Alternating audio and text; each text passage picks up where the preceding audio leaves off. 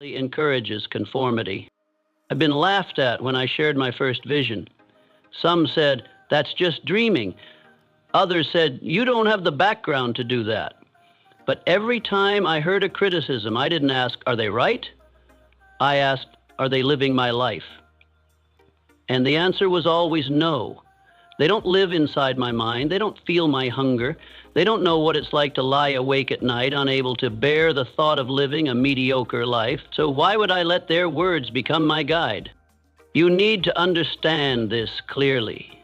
If you are not willing to be misunderstood for a while, you will never get to live as the person you truly want to become. Every great person was once misunderstood, criticized, underestimated, until they succeeded. And when they did, those who once doubted them returned to praise. You're doing it because you know if you don't live authentically, you're slowly killing the brightest part of yourself, one day at a time. So how do you overcome these two enemies? Not by pretending to be strong, but by clearly identifying them in every small decision. Every time you reject an opportunity, ask, "Am I saying no because it doesn't fit me, or because I'm afraid of losing money?" Every time you hesitate to speak your idea, ask, "Am I silent because I'm not ready, or because I'm afraid people will think I'm strange?" These questions will pull you back to truth. And truth, no matter how uncomfortable, is always the beginning of freedom. You don't have to be fearless to start. You just have to stop letting fear decide for you. Let action take the lead, let courage set the example, and let time prove your choice, not your silence. People may talk behind your back, but they can't live your life for you, and the one who dares to walk alone for what is right is the first to be welcomed at the finish line, one that most people never even see. I'm not saying this journey is easy, but I can promise you one thing. If you can overcome these two enemies, fear of criticism and fear of poverty, there is nothing in this world that can truly stop you anymore. Because at that point, you're not just wealthier in material terms. You become free, and that freedom is the rarest and most powerful kind of wealth. It means everything you do from then on comes from choice, not reaction, from intention, not defense, from trust, not doubt. And I believe, if you've read this far, it may be time for you to sit down and write out all the times you let fear lead the way. Then burn those limits to the ground, not with fire, but with the commitment to live differently starting today. Because you cannot keep living small when something so big is buried inside you. The true potential you've postponed for far too long. The subconscious doesn't know how to joke. It has no capacity to distinguish between what you say in jest and what you say in truth. It only registers every word you utter, every emotion you attach to it, every story you tell about yourself, and silently turns all of it into patterns to operate your life by. You might call it the innocence of the deep brain or the absolute loyalty of the underlying mind. But no matter what you call it, the consequence remains unchanged. If you repeat something negative often enough, even in jest, the subconscious will treat it as an undeniable truth. I once heard someone say, "I'm stupid. There's no way I could understand that." They laughed, their friends laughed, the mood was light. No one took it seriously, but the subconscious didn't laugh. It silently crossed out a certain capacity in the belief system and recorded, "The owner is not intelligent in this area." Repeat it 10 times, it reinforces the signal.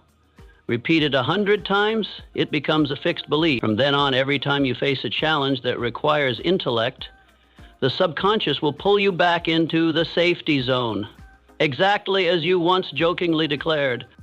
Similarly, some people say, "I'm just not lucky with money," or "Maybe I'll never be rich in this life," or more casually, "Money slips through my hands anyway." These may seem like throwaway lines, but in truth, they are direct commands sent to the deepest regions of the mind. And the scary part is the subconscious doesn't just store, it acts. It will generate emotions, decisions, choices, and even accidents just to fulfill the thing you once asserted, even unconsciously. That's why some people always struggle with money, not because they lack opportunity, but because they've programmed themselves to be someone who can't hold on to wealth. You might argue, but I was only joking. Yes, you may have been joking, but the subconscious doesn't know the concept of a joke. It only knows repetition and results. It's like a child with absolute loyalty. If you say you are weak, it will never allow you to act strong. If you say you're unworthy, it will make you reject every worthy opportunity. If you say you have no value, it will lead you into relationships that disrespect you just to confirm what you declared. And it's not just the words you speak.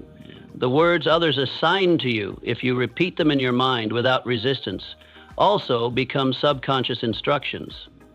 If, in childhood, someone once told you, "You're useless," and you let that repeat in your mind long enough without rejecting it, then you are now living under a mental operating system you didn't even write. And unless you overwrite it with new statements, new commands, and different declarations, your entire life will still be governed by an outdated definition.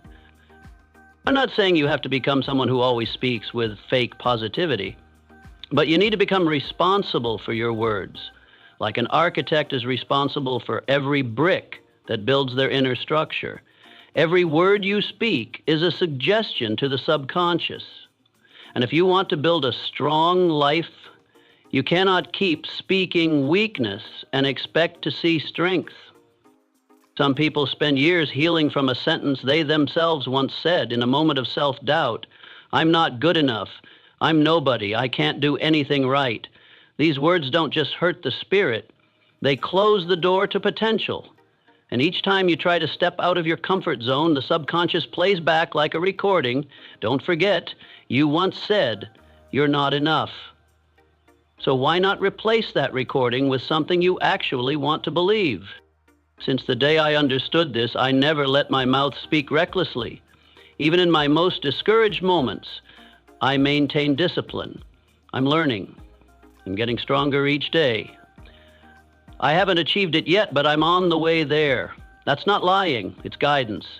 That's not blind optimism. It's a strategy to reprogram the inner world, because you cannot build a great life using small-minded language. Your subconscious records everything, what you hear, what you say, and even what you think without speaking aloud. And if you don't actively audit that belief system, you'll soon be living in a reality you never consciously chose. Everything you say today is the raw material that builds your tomorrow.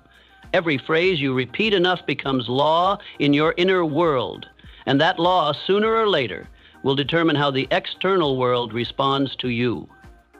So if you've ever joked about your failure, stop. If you've ever spoken self-doubt, start reversing it. Every day is a chance to rewrite a new story. Don't let the old words that once made you small continue to run your life. Speak what you want to become. Speak as someone creating themselves, and let every word, every line, every phrase you repeat become the blueprint for a life without limits. Because your subconscious is always listening. And you are the one writing its laws, word by word, belief by belief. Every time you make a decision, no matter how small, you are declaring something to your subconscious, not with words, but with actions, not with intentions, but with actual choices. And what you choose, repeat, and commit to over time will gradually engrave itself as an operating command in the deepest regions of your mind. The subconscious does not care what you want. It only cares what you do. Every time you delay action out of laziness, it registers. The owner prioritizes comfort over growth. Every time you reject an opportunity out of fear, it records. The owner values safety over potential. And